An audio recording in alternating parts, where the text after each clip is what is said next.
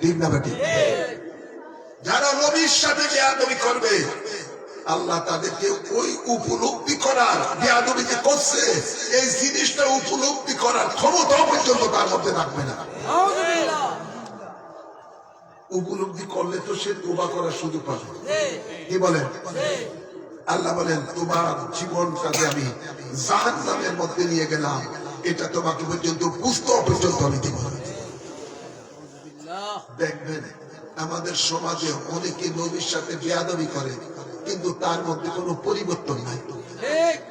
ধরে বলেন না, একটু অনুশোচনও নাই, একটু পরবর্তীতে এটা বলে না ভাই এটা আমি অন্যায় করে বলছি, আমার কথাটা আমি প্রত্যাহার করলাম। এমন আসেনি? এটাও নাই। তার কারণ কি? তাকে আল্লাহ তওবা করার পর্যন্ত সুযোগ দিচ্ছে না। গভীর খেয়াল করে শুনুন, নবী পাকের দরবারের যে আদব ওই আদবই আওলাদে রাসূলের দরবারে, ওই দরবারই হক্কানি মুর্শিদের দরবার। মুজাদ্দিদ আল-ফিসানি রাদিয়াল্লাহু তাআলা আনহু মকতুবা শরীফের মধ্যে লেখেন, মুরিদ তার পীরের দরবারে যাওয়ার পরে পীরের কণ্ঠের উপরে যেন মুরিদের কণ্ঠ উঁচু না হয়। পীর মুর্শিদ এর দরবারে বসা থাকা অবস্থায় মুর্শিদের অনুমতি ছাড়া ভক্ত কোনো কথাও বলতে পারবে না। মুর্শিদের অনুমতি ছাড়া ভক্ত মুরিদের দরবার থেকে বিদায়ও নিতে পারবে না। মুর্শিদের দরবারে বসে থাকার পরে মুর্শিদের থেকে অন্য দিকে পর্যন্ত তার চোখটাও ফিরাবে।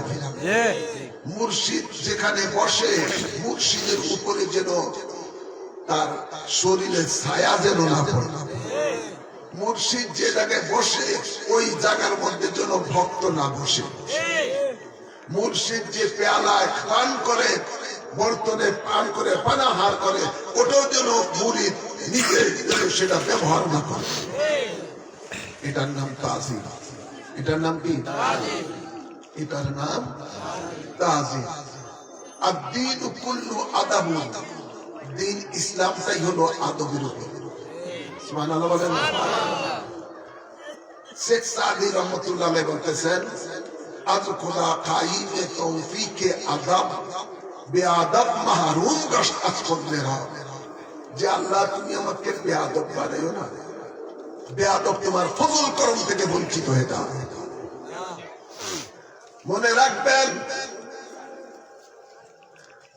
ইবলিস ফেরেশতাদের সরদার ছিল,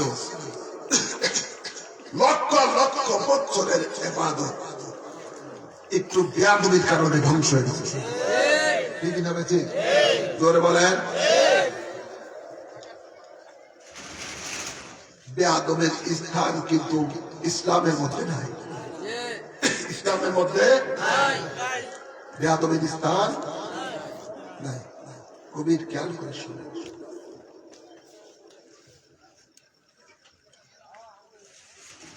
রাসূল পাক সাল্লাল্লাহু আলাইহি সাল্লামের দরবারে বিভিন্ন ধর্মের মানুষ আসতো, বিভিন্ন জিনিসের ব্যাপারে প্রশ্ন করতেন। মুসলমানেরও রাসূল পাকের কাছে আসতেন, নবী তাদের কাছে বিভিন্ন বিষয়ে আলোচনা করতেন।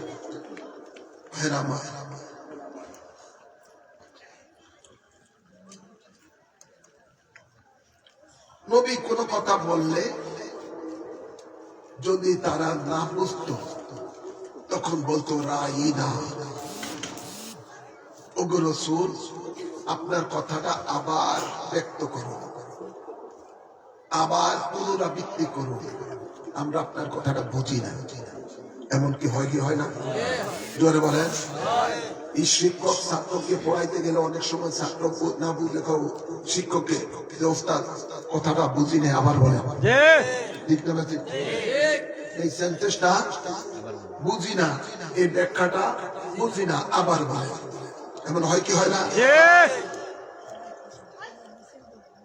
ভাইয়ের আমার রাইনা অর্থ আপনার কথাটা আবার ব্যক্ত করে। আর ইহুদিরা রসুল পাকের দরবারে এসে বিভিন্ন কথা শুনতেন। ইহুদিদের ভাষায় রাইনা বলা হয় রাখালকে। কাকে বলা হবে? জোরে বলো। রাখালকে। তো ইহুদিরা নবী পাকের কথা বুঝার পরও ইচ্ছা করে নবীকে বলতেন রাইনা ইয়া রাসূলুল্লাহ, রাইনা ইয়া মুহাম্মদ। অর্থাৎ ইহুদিদের মনে ছিল এই কথা যে হে রাখাল, আপনি আবার বলেন। নাউযুবিল্লাহ। আল্লাহ মনের কথা জানে কি জানে? জোরে বলেন। আল্লাহ আলিমুস সুদূর, তিনি অন্তরে জানেন, তিনি মনের কথা জানেন। মুসলমান না বুঝলে বলতো রাইনা, অর্থাৎ আপনার কথাটা আবার ব্যক্ত করে। ইহুদিরা ইচ্ছাকৃত ভাবে নবীকে রাইনা বলতো, অর্থাৎ তারা নবীকে তিরস্কার করে রাখাল বলতো। আল্লাহ তাবারক ওয়া তাআলা জিবরিল আমিনকে পাঠিয়ে দিলেন, ও জিবরাইল যাও আমার ফতোয়া নিয়ে যাও। ফতোয়া দেয় কে? জোরে বলেন না। কোন কওমি মাদ্রাসার মুফতি, কোন জামাত ইসলামের মুফতি, হেফাজতি মুফতি, কোন সুন্নি মুফতি? জোরে বলেন না। ফতোয়া দিচ্ছে কে? ফতোয়া দিচ্ছে আল্লাহ। আল্লাহ বলতেছেন ইয়া আইয়ুহাল্লাযীনা আমানু, হে ঈমানদারগণ, লা তাকুলু রাইনা, তোমরা আমার নবীকে রাইনা বলিও না। জোরে বলো না। রাইনা বলিও না। রাইনা বলিও না। বলিও না। নির্দেশ কার? আল্লাহ। নির্দেশ আল্লাহ। তো আমরা কি বলবো?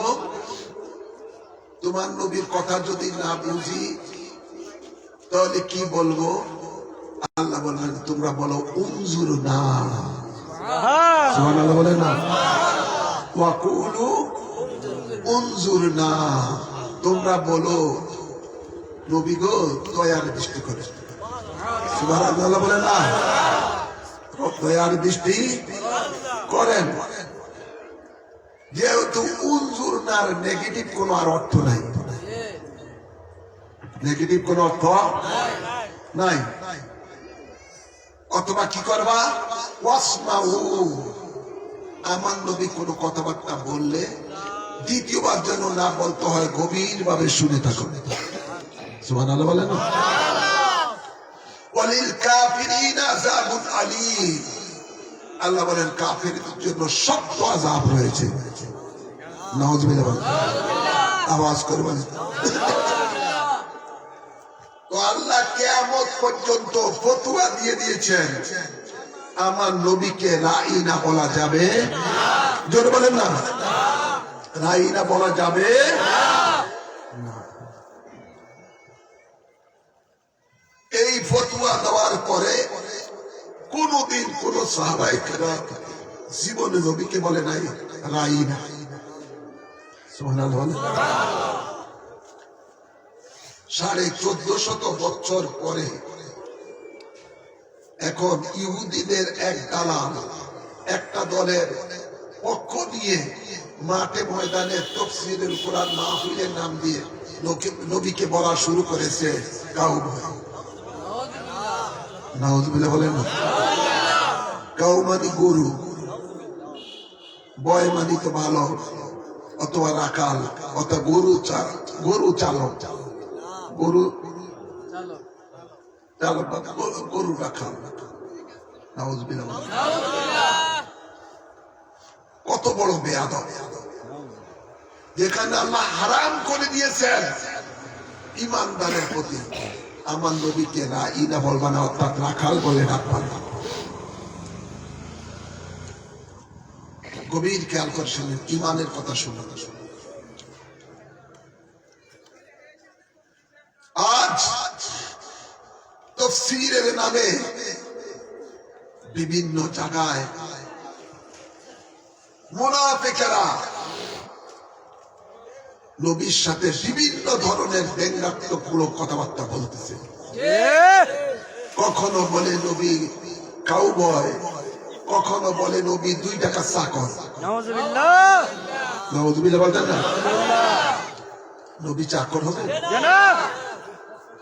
যাকে আল্লাহ গায়েবের চাবি পর্যন্ত, গায়েবের খাজানার চাবি দান করেছেন, সুবহানাল্লাহ। যাকে আল্লাহ দুধ জাহানের বাদশা বানিয়েছেন। সুবহানাল্লাহ বলেন না? আলা হযরত আহমদ রিজা খান বেলবি রহমাতুল্লাহ আলাইহি বলতেছেন, খালিকে কুল ने आपको मालिक कुल बना दिया। ইয়া রাসূলুল্লাহ। ওগো নবী, আপনাকে আল্লাহ সমগ্র কুল কায়নাতের মালিক বানিয়ে দিয়েছেন। যাকে আল্লাহ বলতেছেন ইন্না আতাইনাকাল কাউসার, নবী গো আপনাকে আমি কাউসার দান করেছি, আর এই কাউসারের একক তো হলো জান্নাত। সুবহানাল্লাহ বলেন। যাকে আল্লাহ 8খানা জান্নাতের মালিক বানিয়েছেন, তিনি কি 2 টাকা চাকর? নাউজুবিল্লাহ। যাকে আল্লাহ হাবিবুল্লাহ বলে ঘোষণা দিয়েছেন, যার সম্বন্ধে আল্লাহ বলেন, বন্ধু গো আপনাকে যদি আমি সৃষ্টি না করতাম, আসমান গুলি সৃষ্টি করতাম না, সাত জমিন সৃষ্টি করতাম না, আমি খোদার খোদাইত্বই প্রকাশ করতাম না। সুবহানাল্লাহ বলেন না? যার প্রেমে আল্লাহ কুল কায়নাত সৃষ্টি করেছেন, সেই নবী কি গরিব ছিলেন? ফকির ছিলেন? 2 টাকার চাকর ছিলেন? নাউজুবিল্লাহ। আজকে সেই কুলাঙ্গারেরা বলে নবী দোষে গুণে ভরা, রক্তে মাংসে গড়া। নবী পথভ্রষ্ট ছিলেন, অতঃপর তাকে হেদায়েত দান করা হয়েছে। নাউজুবিল্লাহ। নাউজুবিল্লাহ বলেন। নবীকে তারা 6 প্যাক বলে। নাউজুবিল্লাহ বলেন। ভাইরা আমার, এদের গুরু ঠাকুর লিখে গেছে, নবী অপরের কল্যাণ তো দূরের কথা, নিজে কল্যাণ করত।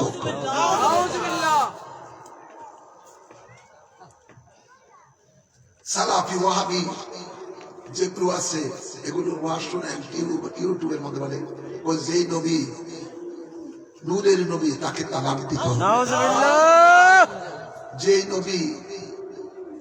যেই নবী আপনার জিন্দা নবী, সেই নবীকে তালাক দিত। নাউজুবিল্লাহ। ওরা বলে নবী মরে মাটির সাথে মিশে গেছে। আর ওই কোরআনগার আলো তো বলে দিছে, কোন নবী আলিফ বেতেছে কি সেটাও জানতো না। নবী উম্মি ছিলেন, উম্মি মূর্খ ছিলেন। নবী 1 2 3 4 জানতো না। নাউজুবিল্লাহ বলেন না? যেখানে আল্লাহ স্বয়ং নবীর শিক্ষা দায়িত্ব দিয়েছেন। আল্লাহ নিজে বলেন, আর রহমানু আল্লামাল কোরআন, আমি রহমান আমার বন্ধুকে কোরআন শিক্ষা দিয়েছি। এই কোরআনের মধ্যে যত জ্ঞান আছে, সব জ্ঞান আমাদের নবীকে আল্লাহ দান করে দিয়েছে। নবী যখন মেরাজে গেছেন, তিনি বলেন, আমি যখন আরশে আজিমে বসলাম, আমার মুখের মধ্যে একটা পানির ফুটার মতো পড়লো, পড়ার সাথে সাথে আলিমতু মা ফিস সামাওয়াতি ওয়া মা ফিল আরদ, এই আসমান জমিনের যত জ্ঞান আছে সব জ্ঞান আমার মধ্যে চলে এসেছে। সুবহানাল্লাহ। জ্ঞান দান করেছেন কে? আল্লাহ। জোরে বলেন আল্লাহ। নবী পাকের হাদিস শরীফ এখনো বিজ্ঞানীরা গবেষণা করে নতুন নতুন জিনিস আবিষ্কার করে। নবী হলেন সকল বিজ্ঞানীদের বিজ্ঞানী, সকল ডাক্তারের ডাক্তার। ঠিক না বাড়ি? জোরে বলেন। আমাদের নবীর জ্ঞানের সামনে পৃথিবীর কোন মানুষ সে জ্ঞান তুলনা করা যায় না।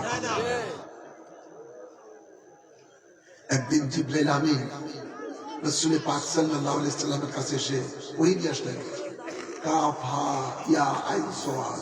নবী বলেন, ফাইমতু, ও জিবরাইল তুমি আগে বাড়ো। জিবরাইল আমিন বলেন, ইয়া রাসূলুল্লাহ আমি তো বুঝি না এটার অর্থ কি। নবী বলেন, তোমার বুঝার দরকার নাই, যিনি পাঠিয়েছেন, যার কাছে পাঠিয়েছেন উনি বুঝলেই চলে। সুবহানাল্লাহ। সুবহানাল্লাহ বলেন না? যেগুলোকে হরুফে মুকাত্তিআত বলা হয়, শর্ট এন্ড শব্দ।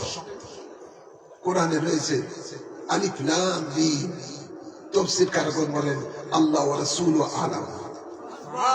সুবহানাল্লাহ বলেন না? কাফ হা ইয়া আইন সাদ হা মিম ইয়াসিন। আছে না নাই? জোরে বলেন। এগুলো সব অর্থ পৃথিবীর কোন তাফসীর কারগণ বলতে পারবে? জোরে বলেন। তারা লিখে যায় আল্লাহ ওয়া রাসূলু আলাম। আল্লাহ রাসূল জানেন। আপনাদেরকে শুধু এটুকুই বলবো, আজকে এক শ্রেণীর ইহুদিদের দালাল মাঠে ময়দানে লেগেছে নাপিতের সুরতে। কিসের সুরতে? জোরে বলেন। নাপিত যেরকম চুল কেটে কেটে ছোট করে, কি করে? ছোট করে। ইহুদিদের দালাল গুলো মাঠে ময়দানে ওয়াজ নসিহতের নামে, তাফসীরের নামে, নবীর রিসালাতের মধ্যে শুধু এভাবে ছুরি চালায়।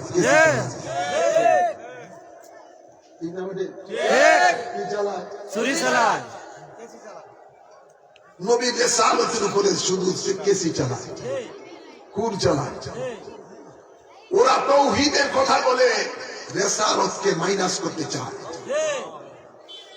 এই বক্তা নামক বক্তা কক্সবাজারে এক মাহফিলের মধ্যে বলে লা ইলাহা ইল্লাল্লাহর ভিত্তিতে সকলে এক হইতে হবে, রিসালাত মুহাম্মদুর রাসূলুল্লাহ দরকার নেই।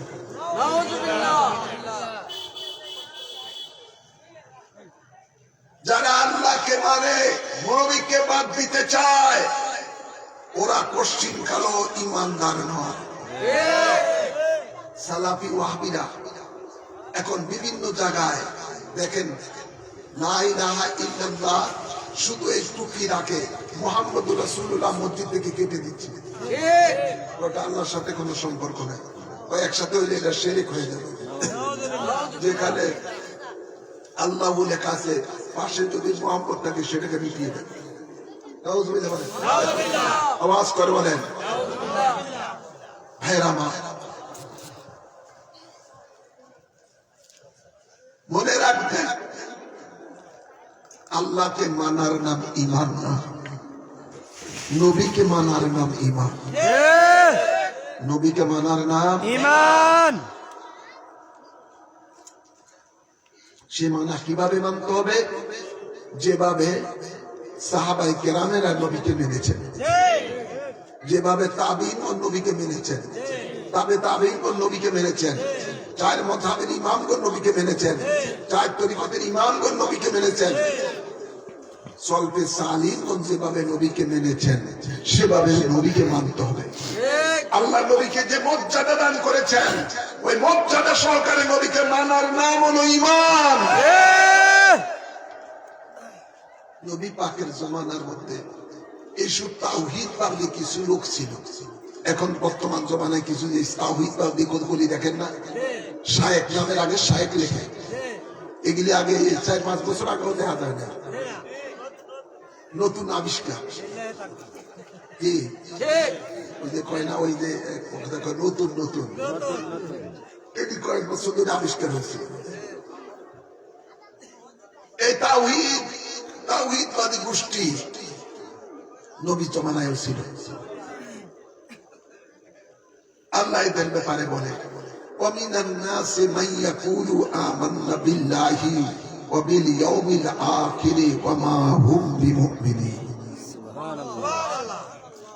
ফতোয়া দেয় কে? আল্লাহ। জোরে বলেন আল্লাহ।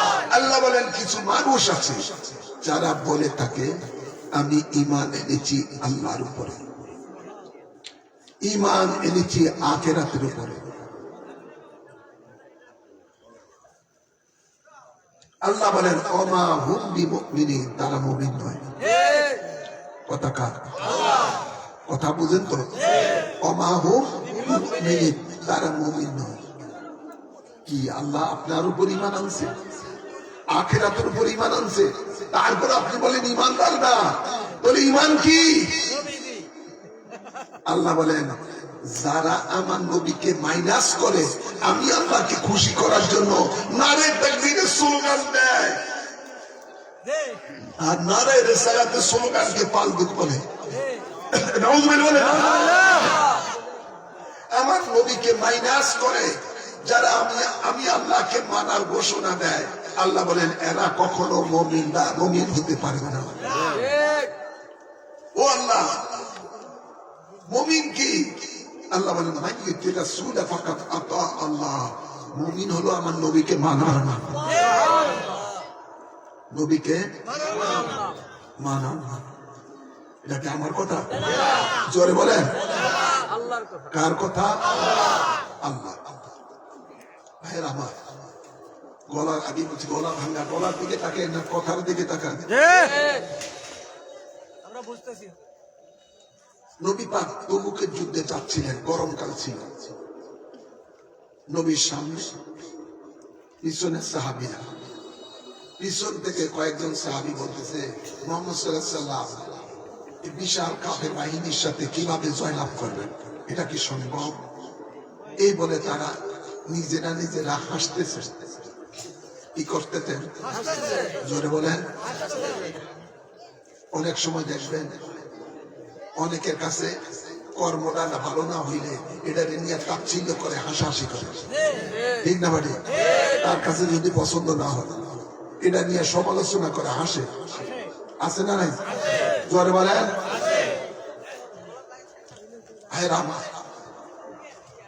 ওরা হাসতেছে আর এই রিপোর্ট নবীর কাছে চলে গেছে। নবী তাদেরকে ডাকলেন, কিরে আমাকে নিয়ে হাসতেছ? ইয়া রাসূলুল্লাহ, আল্লাহর কসম করে বলি আপনার সাথে বেয়াদবি করার উদ্দেশ্যে কোনো হাসাহাসি করি নাই।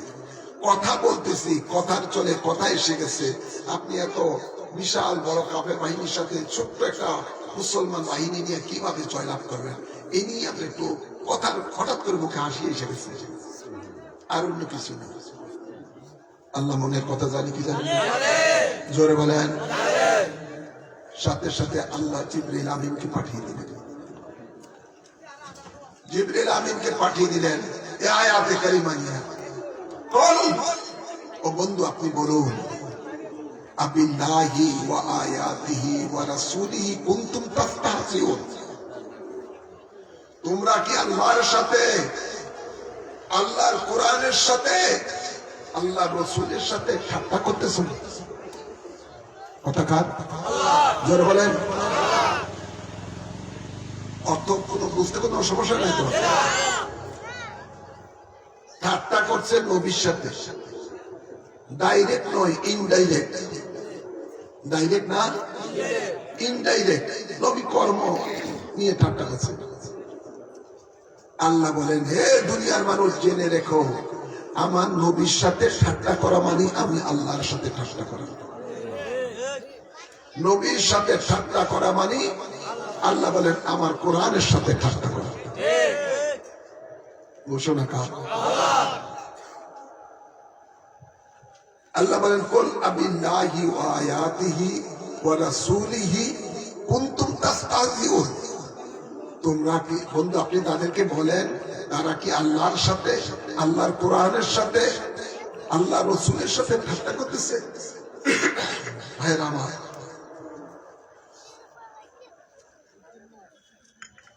এবার ফতোয়া শুনেন। কি জোর বলেন না, জোর বলেন। ফতোয়া কার? ফতোয়া দেয় কে?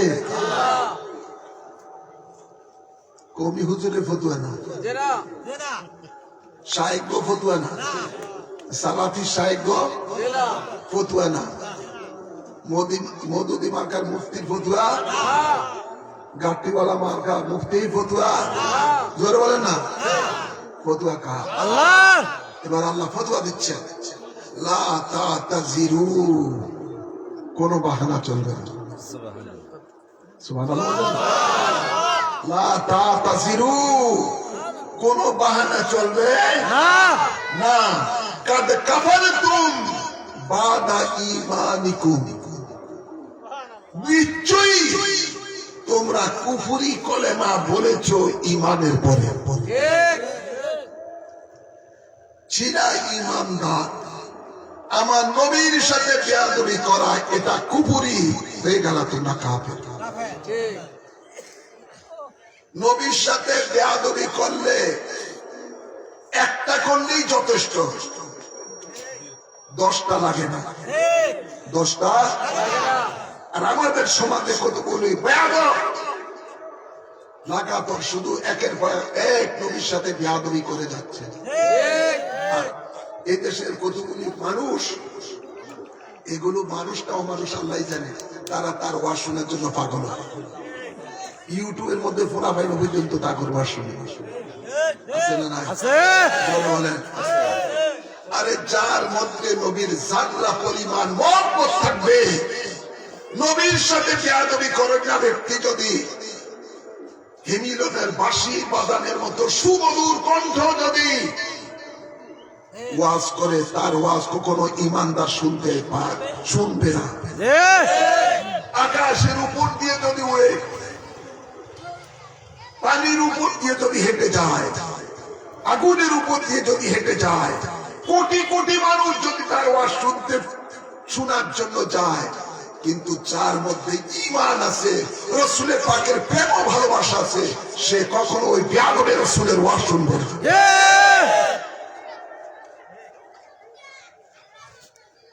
নবীকে যারা কাউবয় বলে,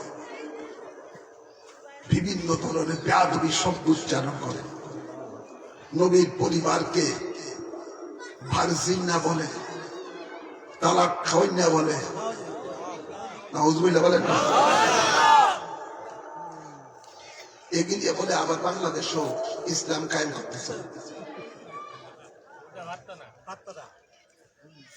কি বলে?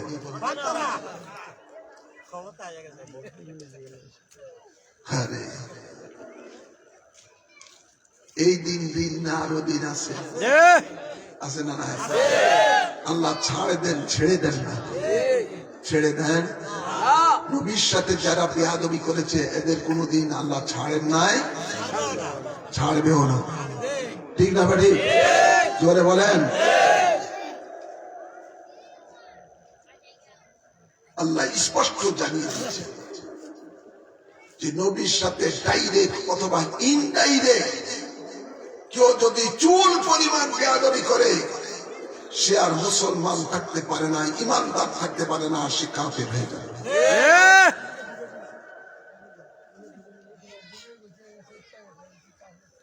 ভাইয়ের আমার, বাবার আমার, গভীর খেয়াল করে শুনেন। খারাপ লাগে না? ছেড়ে দেব।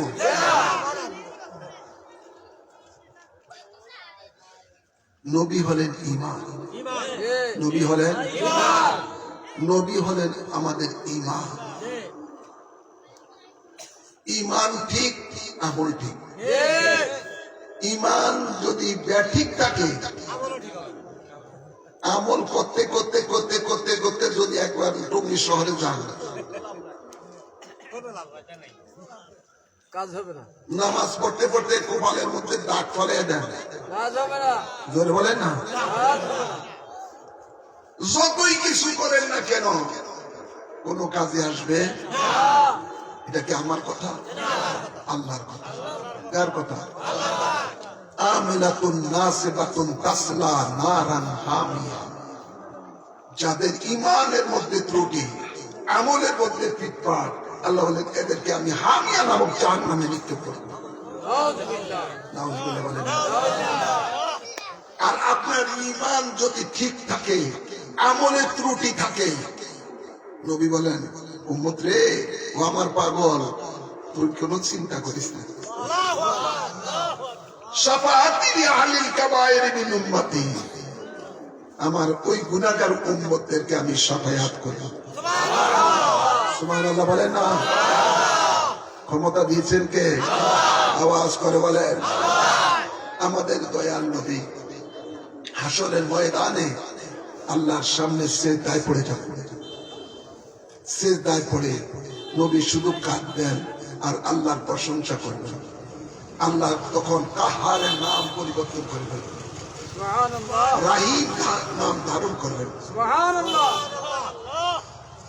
আল্লাহ বলবেন এরপর ইয়া রাসূলুল্লাহ, ও নবী ও রসুল, আপনার মাথা উঠান, সুবহানাল্লাহ জমিন থেকে মাথা উঠান। ইস্পা সুস্পা, আপনি কি চান, যা চাইবেন তাই আপনাকে দেওয়া হবে। আল্লাহ বলেন, বন্ধুরে আমি তো আপনার জন্য আগে ঘোষণা দিয়েছি, ওলা সাউফা ইউতিকা রাব্বুকা ফাতারদা, সুবহানাল্লাহ আপনাকে আমি এত দিব যে আপনি খুশি হয়ে যাবেন। সুবহানাল্লাহ বলেন না? আমাদের নবী তখন বলে, আল্লাহ আমার এই গুনাহগার উম্মত অনেকে জাহান্নামে চলে গেছে, এদের নাজাতের ব্যবস্থা করে। আল্লাহ বলবেন, ঠিক আছে বন্ধু, আজ আপনি যাকে বন্দি করার জন্য বলবেন তাকেই বন্দি করব, যাকে মুক্তি দেওয়ার কথা বলবেন তাকে মুক্তি দিয়ে দিব। আপনাকে আমি পারমিশন দিয়ে দিলাম, আপনার উম্মত যাকে ইচ্ছা তাকে জাহান্নাম থেকে বের করে জান্নাতে নিয়ে যান। সুবহানাল্লাহ বলেন। এর আগে তো সুপারিশ হবে, ফাঁকে ঝুঁকে যদি কেউ এরকম জাহান্নামে চলে যায়, কথা বলছেন না? তখন আল্লাহর নবী জাহান্নামের ফেরেশতা, তার নাম এসে মালিক ফেরেশতা, তাকে বলবে, এ ফেরেশতা, যে মানুষগুলোর কপাল সাদা, কি সাদা? কপাল। যে মানুষগুলোর নাক সাদা, হাতের তালু সাদা, হাঁটু সাদা, পায়ের আঙ্গুল সাদা, সুবহানাল্লাহ আর সব জাহান্নামের আগুনে কালো হয়ে যাবে। এই কালো সাদা চিত্রা রঙের মানুষগুলো যারা রয়েছে এগুলোকে বের করে দেয়। সুবহানাল্লাহ আল্লাহর নবীর নির্দেশে ফেরেশতারা একটা একটা করে বাইর করবে। সুবহানাল্লাহ। বলে, হুজুর এই সাদা কেন হয়েছে? তারা নবী বলেন, দুনিয়াতে আমার যেই উম্মত নামাজ পড়া অবস্থায় সেজদায় গিয়েছে, সুবহানাল্লাহ সেজদা কার জন্য? আল্লাহ। জোরে বলেন। আমাদের দেশে কতগুলি মুনাফিক আছে, আপনাদের এলাকায় মনে হয় আছে, ওই দরবার শরীফের সেজদা লয়, সেজদা করে। নাউযুবিল্লাহ বলেন। নাউযুবিল্লাহ। সেজদা একমাত্র আল্লাহর জন্য, জি ঠিক না বাড়ি? কার জন্য? আল্লাহর জন্য। একমাত্র সেজদা আল্লাহর জন্য। আমরা কখনো কাউকে বলি না তোমরা পীরকে সেজদা করো, মাজারকে সেজদা করো। সেজদা করা আল্লাহ ছাড়া কাউকে সেজদা করা ইসলামী শরীয়তে হারাম। জি কি হারাম? সেজদা একমাত্র কার জন্য? আল্লাহ। আল্লাহ। নবী পাক সাল্লাল্লাহু আলাইহি সাল্লামকে কাছে সাহাবীরা এসে বলেন, ইয়া রাসূলুল্লাহ, বিভিন্ন নবীর উম্মতেরা তাদের নবীকে সেজদা করেছেন। আদম আলাইহিস সালামকে ফেরেশতারা সেজদা করেছেন, ইউসুফ আলাইহিস সালামকে তার উম্মতেরা সেজদা করেছেন, ভাইয়েরা সেজদা করেছেন, বিভিন্ন এগুলো উম্মতের তাজিমের সেজদা ছিল। নবী গো, আপনাকে আমরা সেজদা করতে চাই। নবী বলেন, না, আমার শরীয়তের মধ্যে একমাত্র সেজদার মালিক হলেন আল্লাহ। সেজদা করার যদি কাউকে অনুমতি দিতাম তাহলে স্ত্রীকে বলতাম তার স্বামীকে সেজদা করার জন্য। সুবহানাল্লাহ বলেন না? সেজদা কার জন্য? আল্লাহর জন্য। হ্যাঁ আমার বাবা, আমার কোনটা বলতেছিলাম, কোন আওয়াজটা এটা আসছে? ও না না, নবী বলেন, আমার যে উম্মত দুনিয়াতে নামাজ পড়া অবস্থায় সেজদায় গিয়েছে, সেজদা যাওয়ার সময় যে অঙ্গগুলো জমিনে লেগেছে ওগুলোর মধ্যে জাহান্নামের আগুন স্পর্শ করতে পারবে না। সেজদার সময় কুপা লাগে কি লাগে না? নাক লাগে কি লাগে না? হাতের তালু লাগে কি লাগে না? দুই হাঁটু লাগে কি লাগে না? পায়ের আঙ্গুল লাগে কি লাগে না? এগুলোর মধ্যে জাহান্নামের আগুন স্পর্শ করতে পারবে না। এগুলো নূরের মতো জ্বলবে, ঝল ঝল করে। তখন আল্লাহর নবীর নির্দেশে মালিক ফেরেশতা, জাহান্নামের ফেরেশতা ওই মানুষগুলিকে ধরে ধরে জান্নাত থেকে জাহান্নাম থেকে বের করে দিবেন। নবী বলেন, আমি তখন আমার ওই গুনাহগার উম্মতকে একটা হাউজের মধ্যে গোসল দিব।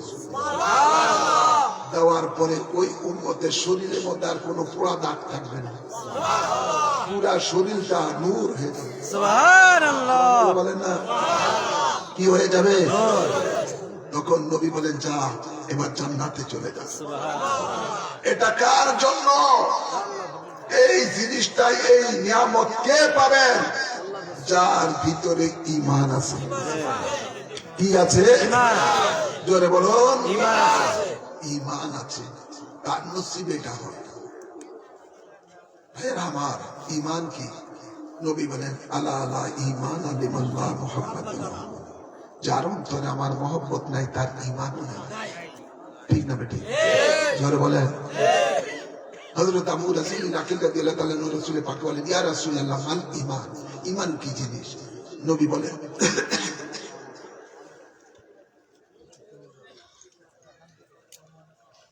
নবী বলেন, কালা ইয়াকুন আল্লাহ ওয়া রাসূলুহু আহাব্বা ইলাইহি মিম্মা সিওয়াল্লাহ। আল্লাহ রাসূলের ভালোবাসার নাম হলো ঈমান। সুবহানাল্লাহ বলেন। কতটুকু ঈমান ভালোবাসা রাখতে হবে? নবী বলেন, তোমাদের মা বাপ, ভাই বোন, আত্মীয় স্বজন, ধন দৌলত নিজের জানের চাইতে বেশি। সুবহানাল্লাহ বলেন। তাই যার অন্তরে নবীর মহব্বত থাকবে, সে কখনো নবীর সাথে বেয়াদবি করতে পারে? জোর বলেন। কোনদিন বেয়াদবি করতে পারে? যারা বেয়াদবি করে, মনে করবেন এটা টাটকা মুনাফিক। টাটকা, জোর বলেন না, টাটকা মুনাফিক। এই মুনাফিকের সাথে আমাদের কি সম্পর্ক থাকতে পারে? জোরে বলেন। মুনাফিকের সাথে কোন রাজনীতি করা যায়? আওয়াজ করে বলেন। সমাজনীতি করা যায়? জোরে বলেন। ব্যবসা নীতি করা যায়? কোন আত্মীয়তা করা যায়? এদের পিছনে কি নামাজ পড়া যায়? এদের কি ওয়াজ শোনা যায়? কোন মুনাফিক সবচেয়ে বড় দুশ্মন ঈমানদার, সবচেয়ে বড় দুশ্মন। এই জন্য আল্লাহ কোরআনে বলেন, ইন্নাল মুনাফিকিনা ফিদ দারকি আসফালি মিনান নার। মুনাফিককে আল্লাহ সবচেয়ে নিকৃষ্ট জাহান্নামে। ঠিক কথা বলছেন না? মুনাফিকের সুরত কিন্তু আপনার আমার ঈমানদারি থেকে আরো সুন্দর হবে। লেবাস কিন্তু আরো সুন্দর হবে। কোরআন শরীফের তেলাওয়াত কিন্তু আরো সুন্দর হইব। এই ঘোষণা নবী 1450 বছর পূর্বে বলেছেন। আজকে মুনাফিকের দল খুব বেশি বাড়াবাড়ি করতেছে। ঠিক না ভাই? আরে তুই জীবনে কোনদিন মাদ্রাসার দরজার গুরুস নাই, জাস নাই, দাদার জানাতা গায়া হন, শাইকের সোহবতে থেকে তুই মুফতি হয়ে গেছে। মানুষ মারা যাওয়ার পরে 7 দিনের ফাতিহা জায়েজ নাই, 40 ফাতিহা জায়েজ নাই, জানাজার পরে মুনাজাত জায়েজ নাই, মিলাদ শরীফ জায়েজ নাই, সিন্নি সালাত জায়েজ নাই। তুই আদার ব্যাপারে জাহাজের খবর কি জানো? এখনো নাকের মধ্যে টিপ দিলে দুধ বাড়বে।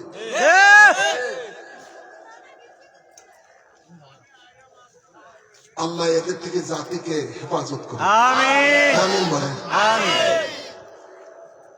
100% জায়েজ। কোন মানুষ মারা গেলে জানাজার পরে মুনাজাত। 100% জায়েজ। কোন মানুষ মারা গেলে 4 দিনের ফাতিহা 40 ফাতিহা করে। এতে মাইয়েদের উপকার হয়।